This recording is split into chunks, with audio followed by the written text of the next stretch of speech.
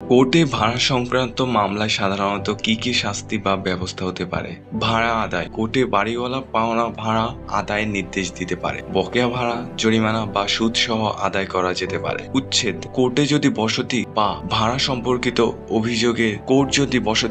সম্পর্কিত অভিযোগ মেনে নেয়, তবে ভাড়াটিয়াকে বাড়ি খালি করে দেওয়ার আদেশ দিতে পারে।